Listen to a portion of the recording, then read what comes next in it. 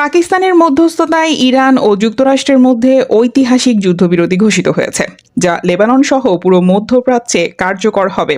এই সমঝোতাকেই স্বাগত জানিয়ে পাকিস্তানের প্রধানমন্ত্রী শাহবাজ শরীফ আগামী শুক্রবার ইসলামাবাদে শান্তি আলোচনা ডাক দিয়েছেন।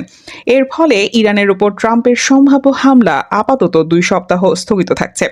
তেহরান আলোচনার টেবিলে 10 দফা কঠোর শর্ত দিয়েছে, যার মধ্যে মধ্যপ্রাচ্য থেকে মার্কিন সেনা প্রত্যাহার, সব নিষেধাজ্ঞা বাতিল এবং বিদেশে আটকে থাকা সম্পদ ফেরতের দাবি প্রধান। এছাড়াও হরমুজ প্রণালীতে একচ্ছত্র নিয়ন্ত্রণ।